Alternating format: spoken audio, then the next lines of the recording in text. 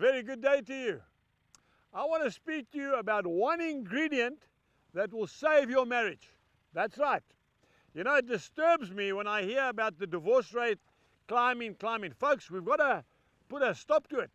It doesn't glorify God. It's not good for you. It's not good for your children. Okay? But it does happen.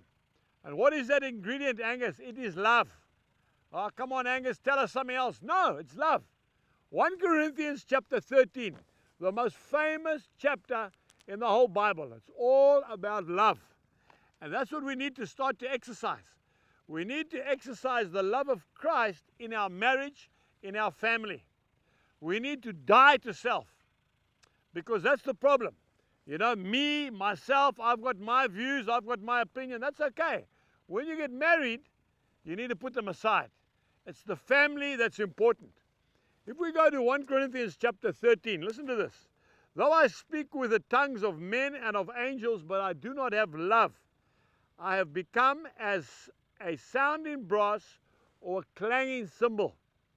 Verse 2, and though I have the gift of prophecy and understand all mysteries and all knowledge, and though I have all faith, listen to that, so that I can remove mountains, but I do not have love, I am nothing.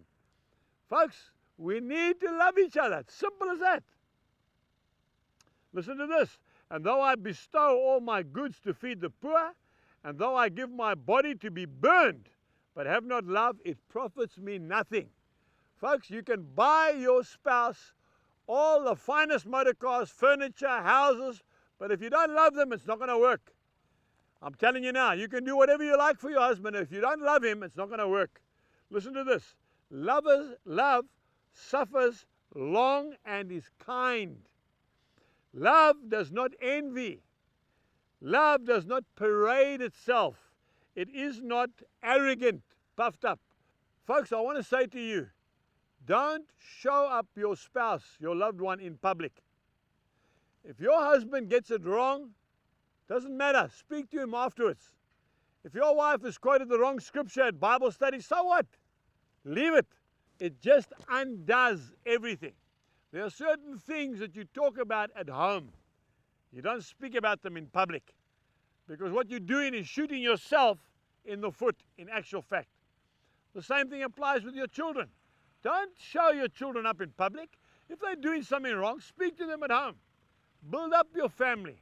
Keep the family together. Encourage the family. Stand as one person. Don't be arrogant and puffed up. Listen to this. Love does not behave rudely.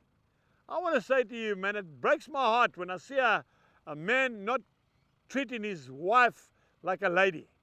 Just going ahead and leaving it running behind. That really distresses me. I see it in the tubes in London. When that tube comes into a station, it stops. Everybody just bails off and the women are running behind the men. Stand back, man. Where's your chivalry? Let your wife get off first, and then you follow up, and your children.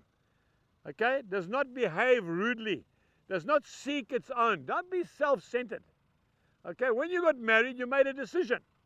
Okay? To honor your wife, to love your husband, to respect your husband. Okay? And it is not provoked. It thinks no evil. Always think the best of each other. Don't think the worst.